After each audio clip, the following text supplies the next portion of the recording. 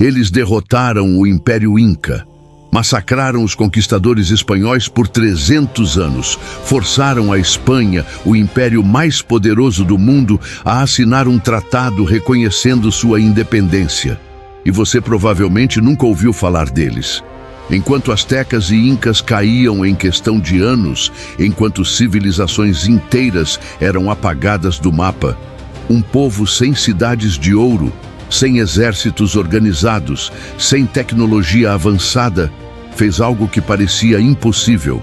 Manteve sua liberdade contra todos os impérios que tentaram subjugá-los. Não por uma década, não por uma geração, mas por séculos. Esta é a história dos Mapuche, o povo que a história tentou esquecer, porque sua existência desafia tudo que nos ensinaram sobre conquista e poder. Nas terras do extremo sul da América, onde as montanhas se erguem como guardiões ancestrais e as florestas escondem segredos que nenhum império conseguiu desvendar, nasceu um povo que jamais conheceria correntes. Antes que qualquer império ousasse tocar seus vales, antes que qualquer bandeira tremulasse sobre suas montanhas, os Mapuche já habitavam a Araucania como senhores absolutos de seu destino.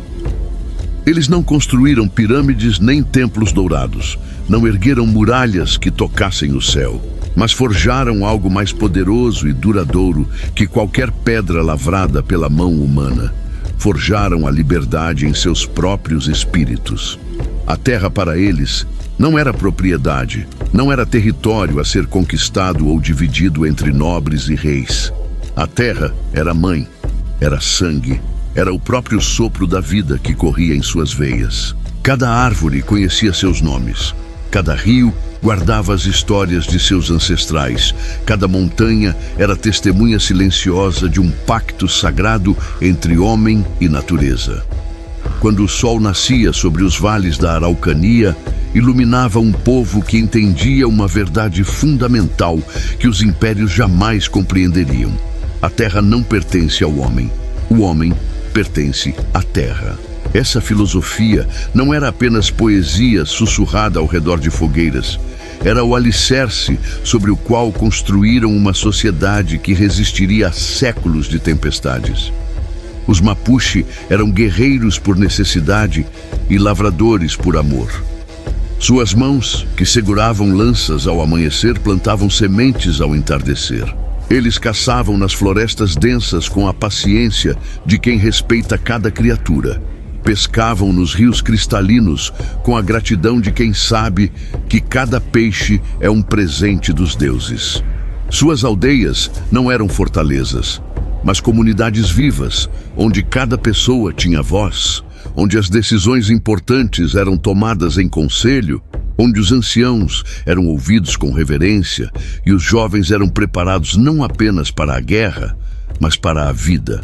O som dos tambores ecoava pelas montanhas como o próprio coração da terra batendo, e os cânticos ancestrais carregavam histórias de heróis, de batalhas, de amores e perdas, de uma identidade que se renovava a cada geração sem jamais se perder.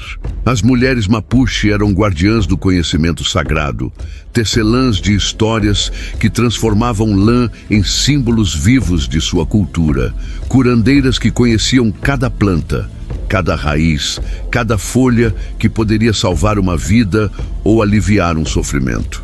Os homens eram guerreiros, sim, mas também eram pais, irmãos, filhos que riam ao redor do fogo e choravam quando a morte levava um dos seus. Eles não eram selvagens, como os conquistadores os chamariam depois. Eram simplesmente livres de uma forma que os impérios nunca conseguiriam compreender. Quando as estrelas surgiam no céu noturno da Araucania, os Mapuche olhavam para cima e viam não apenas pontos de luz, mas ancestrais que os observavam, espíritos que os guiavam, promessas de que enquanto houvesse um coração batendo naquelas terras, a liberdade jamais morreria. Eles não sabiam que em terras distantes, impérios se erguiam com ambições que logo chegariam até suas fronteiras. Não sabiam que exércitos marchavam em sua direção, que reis planejavam sua subjugação, que sacerdotes já sonhavam em converter suas almas. Mas se soubessem, teriam feito a mesma coisa que sempre fizeram: preparar suas lanças, fortalecer seus espíritos e jurar sobre a terra sagrada que nenhum império, por maior que fosse, dobraria seus joelhos, porque eles eram Mapuche, o povo da terra, e sua liberdade não era negociável.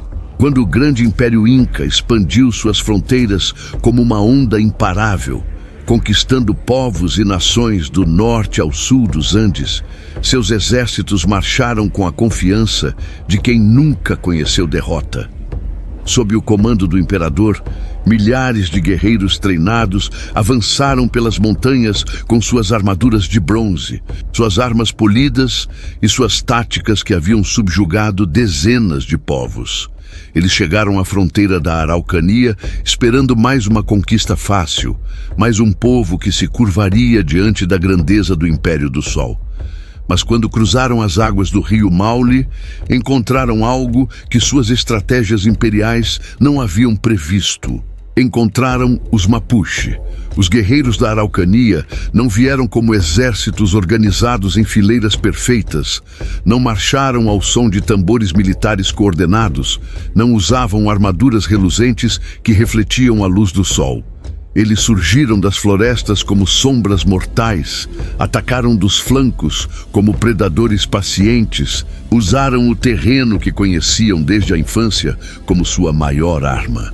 Cada árvore era uma emboscada, cada vale era uma armadilha, cada rio era uma barreira natural que se tornava aliada dos defensores.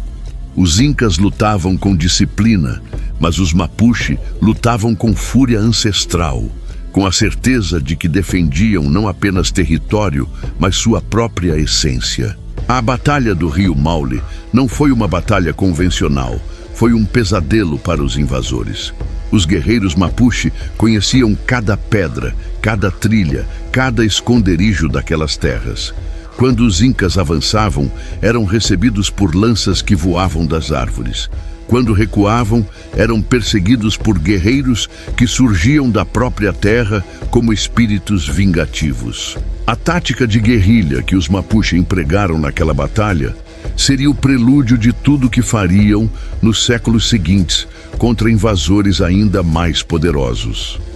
Eles não tinham a disciplina militar dos incas, mas tinham algo mais valioso. Tinham a terra do seu lado e a liberdade como combustível. Dias se transformaram em semanas, e o que deveria ser uma conquista rápida tornou-se um massacre para os invasores. O rio Maule, que os incas pensaram cruzar como símbolo de sua expansão, tornou-se o túmulo de suas ambições no sul. Milhares de guerreiros do Império caíram sob as lanças Mapuche, e os sobreviventes carregaram de volta ao norte histórias de um povo impossível de conquistar. Os generais incas, acostumados a vitórias esmagadoras, viram-se forçados a recuar pela primeira vez. O imperador, ao receber as notícias, teve que aceitar uma verdade amarga. Havia um limite para seu império, e esse limite tinha nome: Mapuche.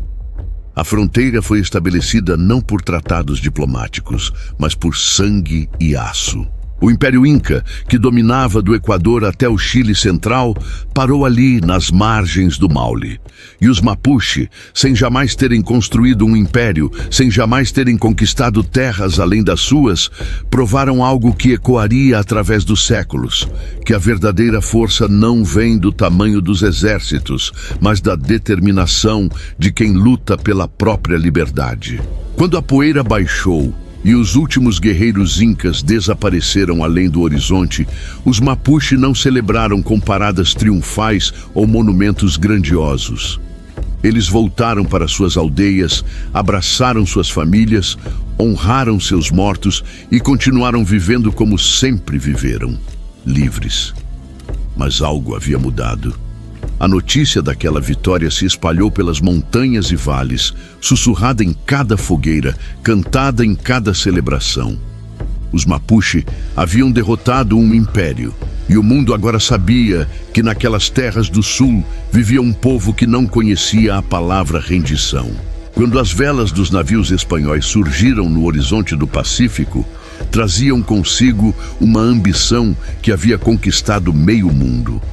Pedro de Valdívia, conquistador endurecido por batalhas no Peru, olhou para as terras do Chile com os olhos de quem já havia transformado civilizações inteiras em colônias. Ele veio com suas cruzes, suas espadas afiadas e sua pólvora, que trovejava como a voz de deuses guerreiros. Veio com cavalos que os nativos nunca haviam visto, com armaduras que pareciam indestrutíveis, com a arrogância de quem acreditava estar trazendo a civilização para selvagens.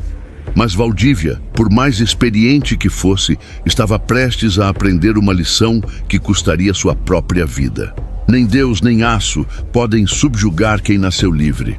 Os primeiros anos da conquista espanhola no Chile foram marcados por uma brutalidade que se tornaria tristemente familiar em toda a América.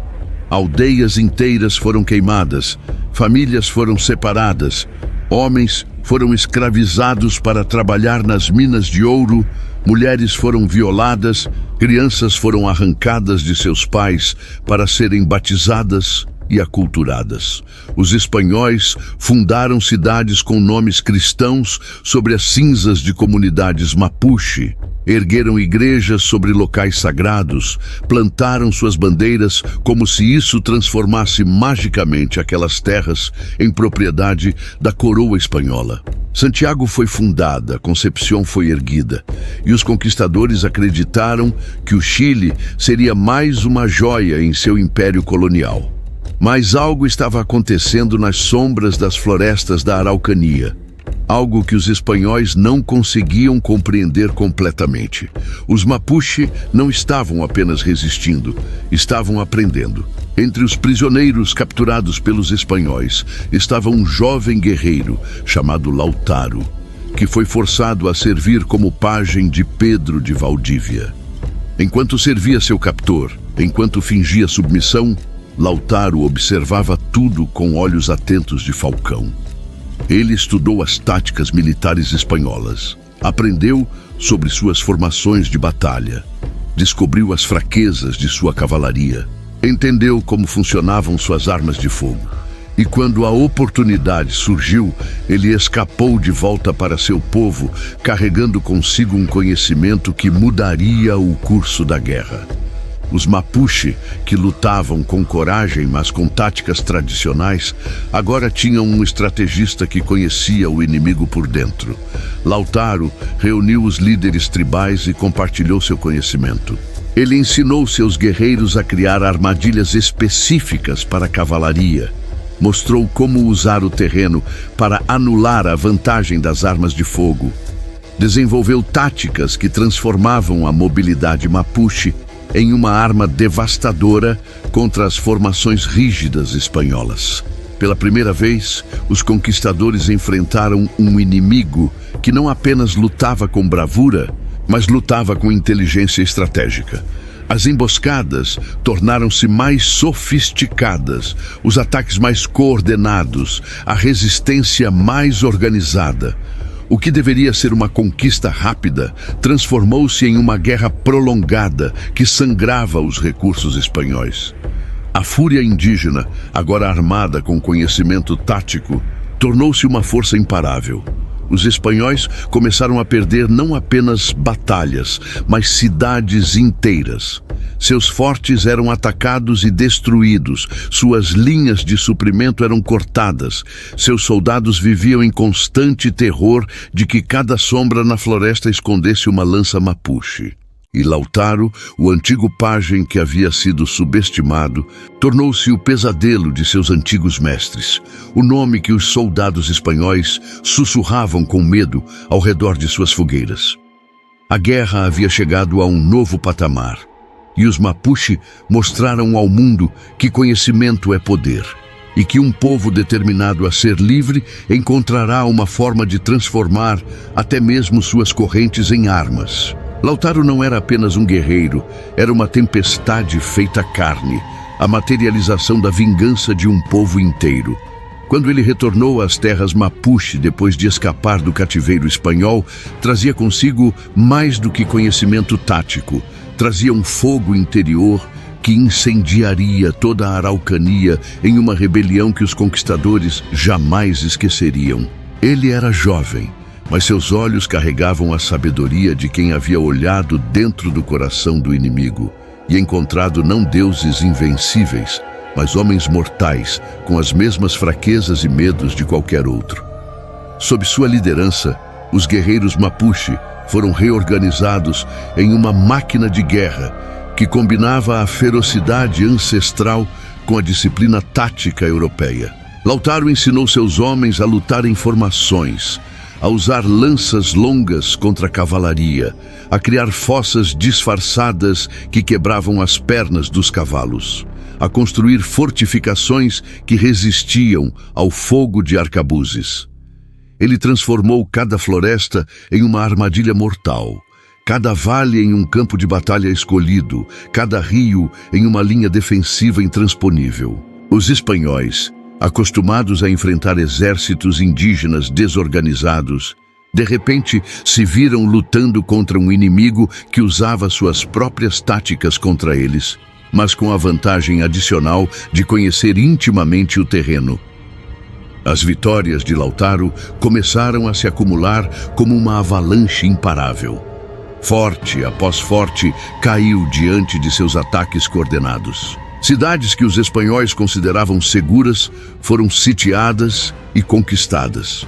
Os colonos fugiram em pânico de volta para Santiago, carregando histórias de um líder indígena que parecia estar sempre um passo à frente, que atacava onde era menos esperado, que desaparecia nas florestas antes que reforços pudessem chegar. O nome Lautaro tornou-se sinônimo de terror para os conquistadores e de esperança para todos os povos oprimidos da região. Mas a vingança de Lautaro tinha um objetivo específico, um alvo que ele perseguia com determinação singular. Pedro de Valdívia, o conquistador do Chile, o homem que havia escravizado seu povo e o havia feito de pajem.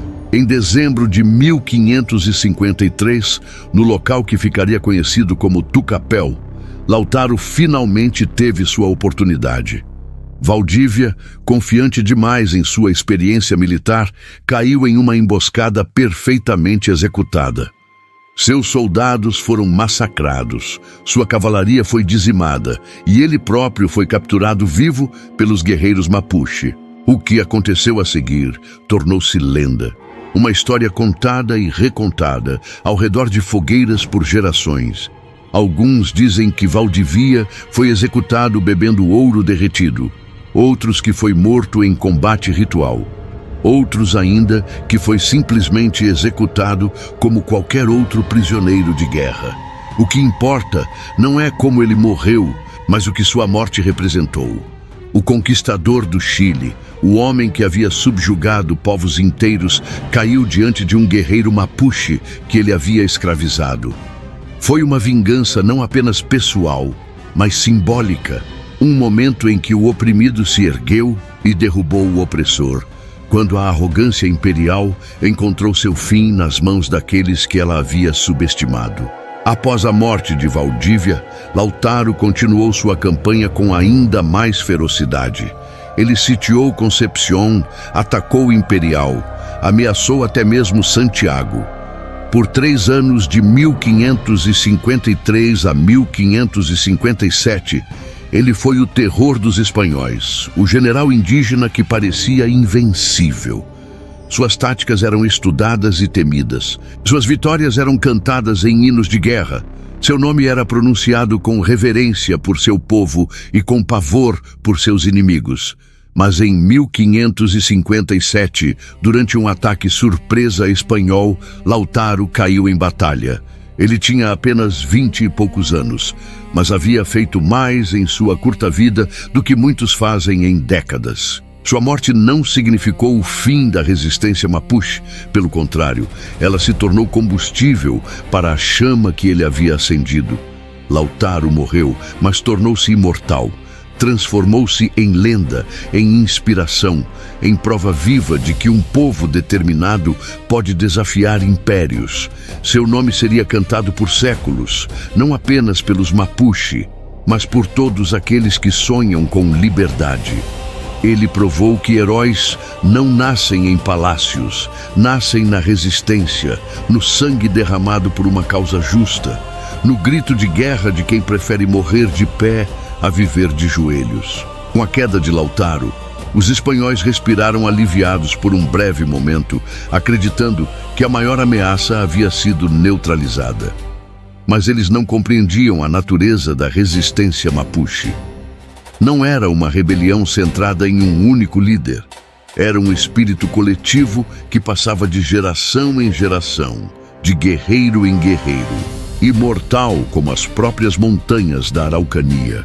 Novos líderes surgiram das cinzas, cada um trazendo sua própria forma de desafiar o domínio espanhol. Entre eles estava Caupolicán, um homem cuja força era tão lendária quanto sua determinação. Disse que ele foi escolhido como Toqui, líder militar supremo dos Mapuche, depois de carregar um tronco massivo nos ombros por 2 dias e 2 noites sem descanso, demonstrando não apenas força física sobre-humana, mas a resistência espiritual que definiria seu povo. Caupolicán era mais do que músculo e fúria. Era também um poeta guerreiro, um homem que entendia que a luta pela liberdade era tanto uma batalha de espíritos quanto de corpos. Sob seu comando, as tribos Mapuche se uniram novamente, formando uma confederação que ameaçava expulsar completamente os espanhóis do sul do Chile. Ele reorganizou os guerreiros, fortificou posições estratégicas e lançou campanhas que mantiveram os conquistadores constantemente na defensiva. Mas a guerra era brutal, sem quartel, e ambos os lados cometiam atrocidades que manchavam a terra com sangue inocente. Foi nesse contexto de violência extrema que surgiu a história de Galvarino, um guerreiro cuja coragem desafiaria qualquer concepção de heroísmo. Galvarino foi capturado pelos espanhóis durante uma batalha, e o governador Garcia Hurtado de Mendoza decidiu fazer um exemplo dele. Na praça principal de uma cidade conquistada, diante de outros prisioneiros Mapuche, os espanhóis amputaram ambas as mãos de Galvarino com machados. Um castigo brutal destinado a aterrorizar e desencorajar a resistência. Eles esperavam que ele rastejasse de volta para seu povo como um aviso vivo do que aconteceria com aqueles que desafiassem o poder espanhol. Mas Galvarino não rastejou, ele caminhou ereto. Com os punhos ensanguentados ainda gotejando, ele retornou às linhas Mapuche não como um homem quebrado, mas como um símbolo de resistência inquebrável. Quando Caupolicán o viu, ofereceu-lhe descanso, ofereceu-lhe cuidados, ofereceu-lhe a chance de viver seus dias restantes em paz. Mas Galvarino recusou. Em vez disso, ele exigiu que lhe amarrassem lanças nos cotos de seus braços, que o deixassem retornar à batalha, que o permitissem continuar lutando mesmo sem mãos. E assim ele fez. Na batalha de Milarapué, Galvarino lutou com lanças amarradas aos braços mutilados, atacando os espanhóis com uma ferocidade que parecia sobre-humana, gritando que eles poderiam tirar suas mãos, mas nunca sua fúria, nunca seu espírito, nunca sua determinação de morrer livre. Os guerreiros Mapuche, que lutaram ao seu lado naquele dia, juraram que viram não um homem, mas a própria essência da resistência feita carne, a prova de que enquanto houvesse um coração batendo, a luta continuaria. Galvarino finalmente caiu em batalha, capturado novamente e executado pelos espanhóis, mas sua história transcendeu a morte. Ele se tornou um mártir, um símbolo eterno de que há coisas piores do que a morte e que a liberdade vale qualquer sacrifício. Caupolicán continuou a luta, mas em 1558, traído por um de seus próprios homens, foi capturado pelos espanhóis. Eles o executaram através do empalamento, uma morte horrível, destinada a quebrar o espírito de seu povo. Mas não quebrou. Cada líder mapuche que caía era substituído por outro. Cada guerreiro que morria inspirava 10 mais a pegarem armas. Os espanhóis aprenderam uma verdade terrível. Você pode matar um homem, pode matar 100 homens, pode matar 1000 homens, mas não pode matar uma ideia, não pode matar a liberdade, não pode matar um espírito que se recusa a ser subjugado. A guerra continuou ano após ano, década após década, transformando o sul do Chile em um cemitério sem fim, onde ambos os lados enterravam seus mortos e juravam vingança. Mas enquanto os espanhóis lutavam por ouro e glória, os Mapuche lutavam por algo infinitamente mais poderoso. Lutavam por sua própria existência, por suas terras, por sua cultura, por tudo que tornava a vida digna de ser vivida. 100 anos, um século inteiro de guerra sem fim, de sangue derramado em ambos os lados, de cidades queimadas e aldeias destruídas, de gerações inteiras que nasceram, cresceram e morreram conhecendo apenas conflito. Os espanhóis haviam conquistado o poderoso Império Inca em questão de décadas. Haviam subjugado os astecas em alguns anos, haviam transformado civilizações inteiras em colônias obedientes. Mas no sul do Chile, contra um povo que não tinha cidades de ouro nem templos monumentais, eles encontraram uma resistência que parecia eterna. As campanhas militares se sucediam, governadores chegavam e partiam, soldados envelheciam lutando uma guerra que seus pais haviam começado e seus filhos continuariam. Os custos eram astronômicos, o sangue derramado era incalculável, e ainda assim a Araucania permanecia indomada. Em Madrid, a coroa espanhola olhava para o Chile com frustração crescente. Aquela colônia que deveria ser fonte de riqueza havia se tornado um sorvedouro de recursos. Um conflito sem fim que drenava homens, armas e ouro, sem trazer nenhum retorno significativo. Os conselheiros reais debatiam o que fazer com aquele povo impossível de conquistar, aqueles guerreiros que se recusavam a aceitar a derrota, mesmo quando tudo indicava que deveriam. E lentamente, relutantemente, uma ideia impensável começou a tomar forma. E se fosse impossível derrotar os Mapuche? E se a única solução fosse reconhecer sua independência? Foi assim que em 1641, no local que ficaria conhecido como Quilín, representantes da coroa espanhola e líderes Mapuche se reuniram para assinar algo sem precedentes na história colonial das Américas, um tratado de paz entre iguais. O Tratado de Quilín reconhecia oficialmente o rio Biobío como fronteira entre território espanhol e território Mapuche. Ao sul daquela linha, os Mapuche governariam suas próprias terras, viveriam segundo suas próprias leis, manteriam sua própria cultura sem interferência espanhola. Era uma vitória extraordinária, um reconhecimento implícito de que nem todo o poder do maior império da época poderia subjugar um povo verdadeiramente determinado a ser livre. Pela primeira vez na história da conquista europeia das Américas, um império colonial assinava um tratado reconhecendo a soberania de um povo indígena. Mas para os Mapuche, o tratado não era motivo de celebração ingênua. Eles conheciam muito bem a duplicidade europeia. Sabiam que acordos escritos no papel podiam ser rasgados quando conveniente. Por isso, mesmo com a paz oficial, eles mantiveram suas armas afiadas, seus guerreiros treinados, suas aldeias fortificadas. A liberdade que haviam conquistado não viera como presente, viera através de 100 anos de sangue e sacrifício, e eles sabiam que precisariam estar prontos para defendê-la novamente a qualquer momento. Os anos seguintes foram marcados por uma paz tensa, interrompida ocasionalmente por escaramuças e conflitos menores, mas sem as grandes campanhas que haviam marcado o século anterior. Os Mapuche comerciavam com os espanhóis quando lhes convinha, recebiam missionários que tentavam convertê-los, mas mantinham suas crenças ancestrais, permitiam alguma presença espanhola em suas terras, mas sempre sob seus próprios termos. Eles haviam aprendido a navegar o novo mundo que a conquista europeia havia criado, mas sem nunca sacrificar sua essência, sem nunca abrir mão de sua identidade. O Tratado de Quilim seria renovado várias vezes ao longo dos séculos seguintes. Cada renovação, um novo reconhecimento de que os Mapuche eram diferentes dos outros povos indígenas das Américas, que eles haviam conquistado através de resistência feroz, algo que nenhum outro povo conseguira. O reconhecimento formal de sua independência por uma potência colonial europeia. Era uma vitória que fora escrita não com tinta, mas com o sangue de incontáveis guerreiros que haviam escolhido morrer livres em vez de viver subjugados.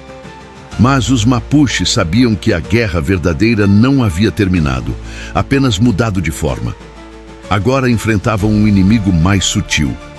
O tempo, a erosão cultural, a tentação de aceitar as promessas de civilização e progresso que vinham sempre acompanhadas da exigência de abandonar quem eram. E contra esse inimigo, mantiveram sua guarda mais alta ainda, porque eles haviam aprendido, através de gerações de luta, que a liberdade não é conquistada uma vez e guardada para sempre. A liberdade é algo que precisa ser defendido todos os dias, em cada escolha, em cada ato de resistência contra aqueles que querem transformar pessoas livres em súditos obedientes. O mundo mudou ao redor dos Mapuche como um rio que muda seu curso, mas nunca sua essência. O século XVIII trouxe novos ventos, novas ideias de liberdade e independência que sopraram através das Américas, inspirando revoluções e o nascimento de novas nações. Nos salões de Buenos Aires e Santiago, crioulos iluminados falavam de libertação do jugo espanhol, de criar repúblicas independentes baseadas em ideais de liberdade, igualdade e fraternidade.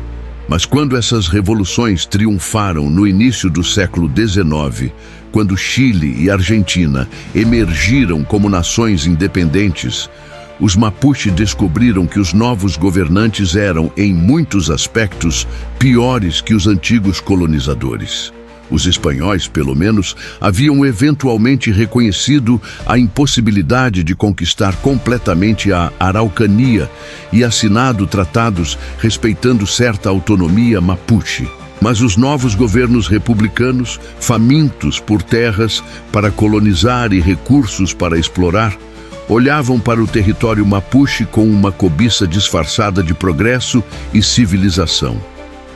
Eles falavam de levar desenvolvimento para aquelas terras selvagens, de integrar os povos indígenas à sociedade moderna, de transformar florestas improdutivas em fazendas lucrativas. Por trás dessa retórica civilizadora escondia-se a mesma velha ganância, a mesma crença arrogante de que sua forma de viver era superior, a mesma disposição de destruir uma cultura inteira em nome do que chamavam de progresso. Em 1860, o governo chileno lançou oficialmente o que eufemisticamente chamou de pacificação da Araucania. Pacificação, palavra bonita para genocídio, termo suave para descrever uma campanha sistemática de extermínio e expulsão. Exércitos modernos, equipados com rifles de repetição, artilharia e telégrafo, avançaram sobre território Mapuche com ordens de conquistar definitivamente aquelas terras que haviam resistido por 3 séculos. O que se seguiu foram décadas de horror. Aldeias foram cercadas ao amanhecer e queimadas até as cinzas. Famílias inteiras foram massacradas enquanto dormiam. Guerreiros foram caçados como animais através das florestas. As terras ancestrais foram confiscadas e entregues a colonos europeus, trazidos para povoar a região, principalmente alemães e suíços, que chegavam sem saber que estavam construindo suas fazendas sobre o sangue derramado de um povo que havia habitado aquelas terras por milênios. Os Mapuche resistiram como sempre haviam feito, com cada gota de sangue e cada respiração. Líderes como Quilapã tentaram unir as tribos mais uma vez. Organizaram ataques contra os fortes militares. Lutaram batalhas desesperadas contra forças esmagadoramente superiores em número e armamento. Mas a tecnologia havia mudado a natureza da guerra. As táticas de guerrilha que funcionaram tão bem contra conquistadores espanhóis do século XVI eram menos eficazes contra exércitos republicanos do século XIX, equipados com armas de fogo modernas e comunicações telegráficas. Ainda assim, eles lutaram. Na Argentina, o processo foi ainda mais brutal. O que ficou conhecido como Conquista do Deserto foi essencialmente uma campanha de extermínio contra os povos indígenas das Pampas e da Patagônia, incluindo os Mapuche, que viviam no lado oriental dos Andes. O general Júlio Argentino Roca liderou expedições militares que não faziam distinção entre guerreiros e civis, entre combatentes e crianças. O objetivo era limpar aquelas terras de sua população indígena para abrir caminho para a expansão agrícola e a colonização europeia. Milhares de Mapuche foram mortos, outros milhares foram capturados e enviados para trabalhos forçados, famílias foram desintegradas e culturas milenares foram sistematicamente destruídas. As estatísticas são frias e brutais. Em poucas décadas, a população Mapuche foi reduzida a uma fração do que havia sido. Terras que por séculos haviam sido livre território indígena foram transformadas em propriedades privadas, divididas, cercadas, vendidas. Os sobreviventes foram confinados em pequenas reservas, pedaços minúsculos de território onde mal podiam sustentar suas famílias, muito menos manter suas tradições de vida seminômade e profunda conexão com a terra.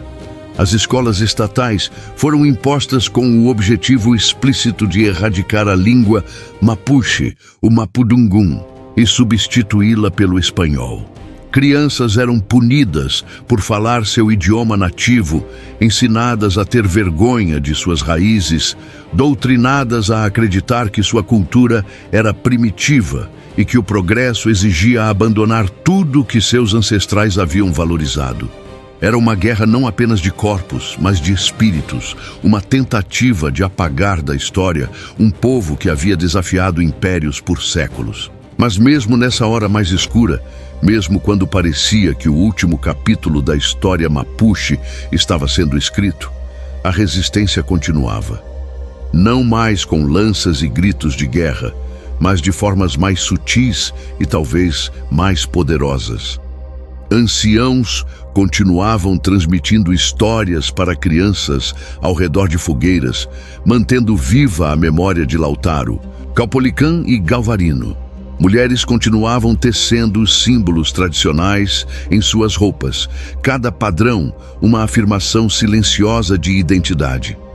Famílias continuavam praticando cerimônias ancestrais em segredo, mantendo acesa a chama espiritual que conectava gerações.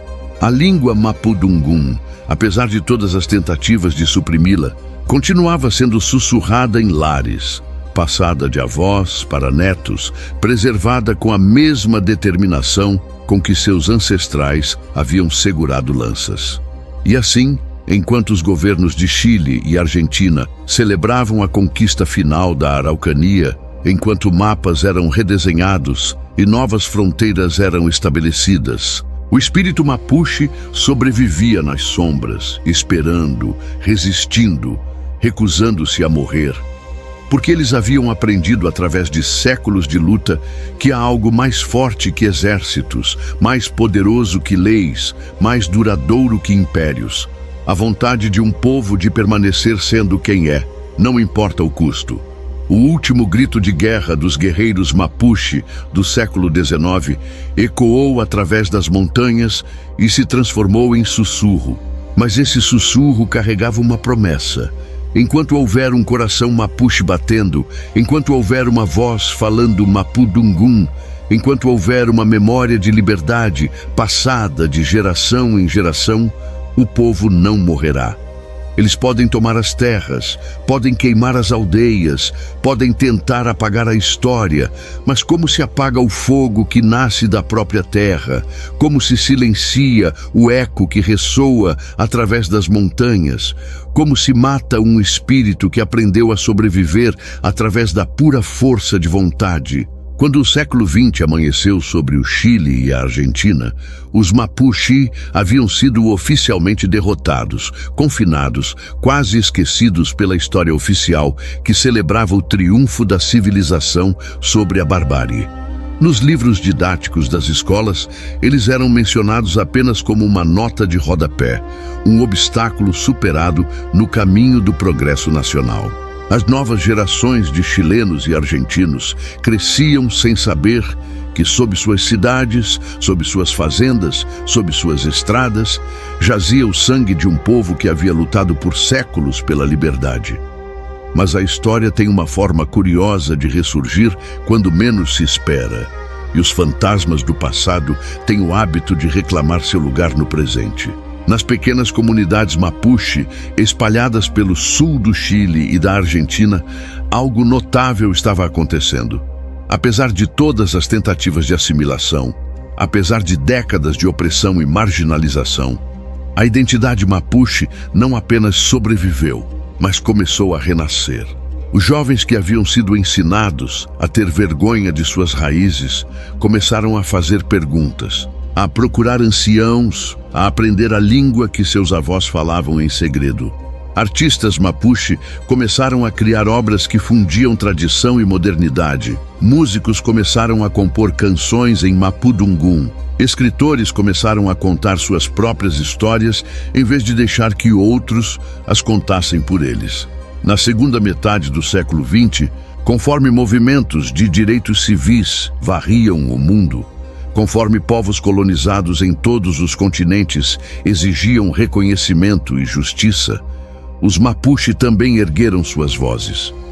Organizações indígenas foram formadas, líderes comunitários emergiram, demandas por direitos territoriais e reconhecimento cultural foram apresentadas aos governos. Não lutavam mais com lanças, mas com advogados. Não atacavam fortes, mas ocupavam tribunais. Não guerreavam em campos de batalha, mas em parlamentos e cortes de justiça. O movimento Mapuche moderno enfrentava desafios complexos que seus ancestrais guerreiros nunca poderiam ter imaginado. Como recuperar terras que haviam sido legalmente vendidas e revendidas dezenas de vezes? Como preservar uma cultura em um mundo globalizado, onde a televisão e depois a internet traziam influências de todos os cantos do planeta? Como manter tradições vivas quando jovens migravam para cidades em busca de oportunidades econômicas? Como ser Mapuche no século XXI sem transformar sua identidade em uma fantasia congelada no tempo? Mas eles encontraram formas. Comunidades começaram a estabelecer escolas bilíngues, onde crianças aprendiam tanto espanhol quanto mapudungun. Cerimônias tradicionais que haviam sido praticadas escondidas começaram a ser realizadas publicamente, com orgulho.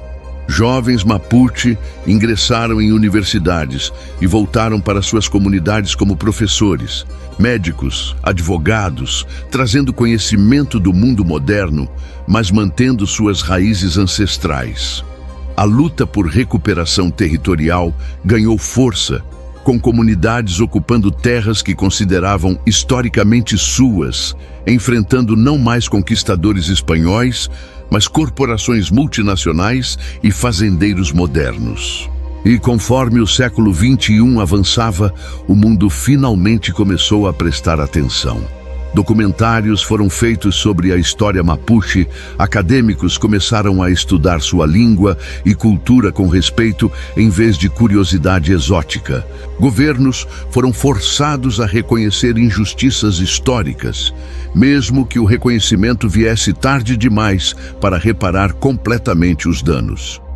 Em 2007, a Declaração das Nações Unidas sobre os Direitos dos Povos Indígenas foi adotada, dando aos Mapuche e outros povos indígenas ferramentas legais internacionais para lutar por seus direitos. Nas ruas de Santiago e Buenos Aires, marchas Mapuche tornaram-se comuns. Milhares de pessoas caminhando com bandeiras que exibiam orgulhosamente símbolos ancestrais, cantando canções em mapudungum que ecoavam pelos cânions de concreto das cidades modernas.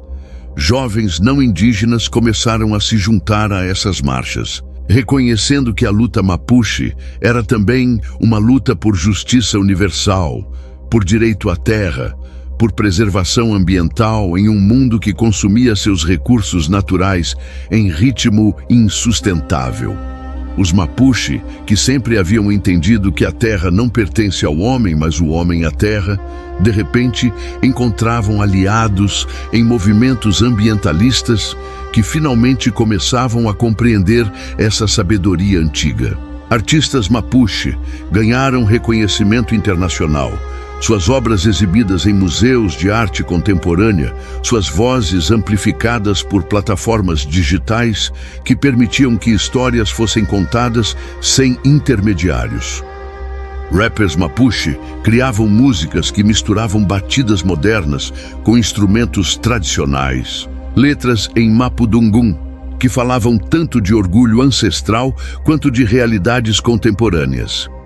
Cineastas Mapuche faziam filmes que mostravam suas comunidades não como relíquias do passado, mas como pessoas vivas, complexas, lidando com desafios reais em um mundo real. A resistência havia evoluído, mas sua essência permanecia a mesma. A recusa absoluta de desaparecer, de ser assimilado, de aceitar o papel de vítima silenciosa da história. E então, nas primeiras décadas do século XXI, algo extraordinário aconteceu. Em escolas de todo o Chile e Argentina, professores começaram a ensinar a história mapuche não como uma nota de rodapé, mas como parte central da narrativa nacional. Crianças aprendiam sobre Lautaro e Caupolicán não como inimigos derrotados, mas como heróis que lutaram pela liberdade. O Tratado de Quilin era estudado como um exemplo único de resistência indígena bem-sucedida. A língua mapudungum começou a ser oferecida como opção em currículos escolares. Monumentos foram erguidos honrando líderes mapuche que por muito tempo haviam sido esquecidos ou demonizados. Nomes de ruas foram mudados, praças foram renomeadas. A memória histórica estava sendo lentamente reescrita para incluir verdades que haviam sido suprimidas por muito tempo. Mas talvez o renascimento mais poderoso estivesse acontecendo nos corações e mentes da própria juventude mapuche. Uma nova geração estava crescendo sem a vergonha que havia sido imposta a seus avós, sem o silêncio que havia sido forçado sobre seus pais. Eles usavam joias tradicionais com orgulho, falavam mapudungum em público sem medo, praticavam cerimônias ancestrais transmitidas ao vivo pela internet, provavam que era possível ser totalmente mapuche e totalmente moderno simultaneamente.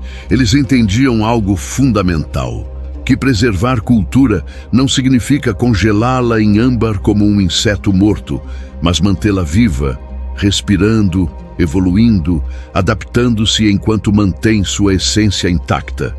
E assim, em um dia qualquer de 2025, se você caminhar pelas ruas de Temuco, se visitar comunidades rurais no sul do Chile, se participar de uma cerimônia tradicional na Argentina, você verá algo extraordinário.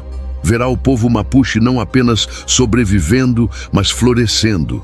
Verá crianças rindo enquanto brincam, falando uma língua que deveria ter morrido há um século.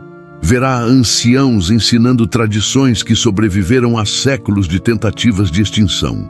Verá artistas criando, ativistas lutando, famílias vivendo, amando, existindo com uma dignidade que nenhum império conseguiu destruir. Eles tentaram apagar um povo. Tentaram com espadas no século XVI, com tratados quebrados no século XVII, com campanhas militares no século XIX, com assimilação forçada no século XX. Mas como se apaga o fogo que nasce da própria terra? Como se silencia o eco que ressoa através de gerações? Como se mata um espírito que se recusa a morrer? A resposta: descobriram todos os impérios que tentaram. É simples. Não se pode. Os Mapuche permanecem, não como fantasmas de um passado distante, mas como povo vivo, com problemas reais e esperanças reais, com desafios contemporâneos e sonhos futuros. Eles são professores e médicos, agricultores e artistas, ativistas e músicos. São mães criando filhos, avós contando histórias, jovens sonhando com futuros possíveis. E em cada um deles pulsa o mesmo sangue que corria nas veias de Lautaro. A mesma determinação que fez Galvarino lutar sem mãos, a mesma recusa em se curvar que definiu Caupolicán.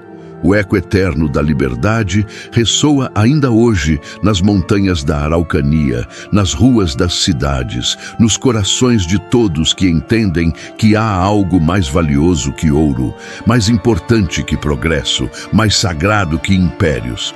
A liberdade de um povo ser quem é. Os Mapuche provaram através de 5 séculos de resistência que nem espadas, nem tratados, nem campanhas militares, nem assimilação forçada podem destruir um povo que se recusa a desaparecer. Eles são a prova viva de que a verdadeira vitória não está em nunca cair, mas em sempre se levantar. São o testemunho de que a história não é escrita apenas pelos vencedores, mas também pelos que resistem. São a evidência de que há povos que nem impérios, nem séculos, nem todo o peso da história puderam destruir. E enquanto houver montanhas na Araucania, enquanto houver rios correndo para o mar, enquanto houver terra sob o céu, haverá Mapuche caminhando sobre ela, livres como seus ancestrais sonharam, indomáveis como sempre foram, eternos como a própria liberdade pela qual lutaram e pela qual nunca, jamais pararam de lutar. Se você gostou dessa história, se inscreva no canal, curta e deixe seu comentário. Esse é o canal Imperadores. Até a próxima.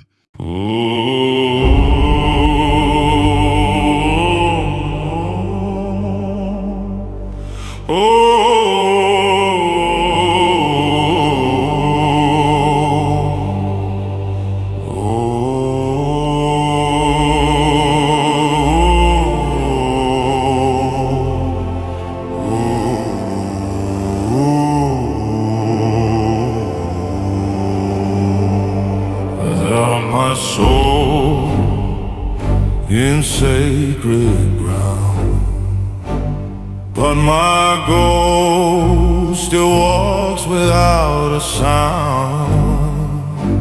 Mountains bow when I took my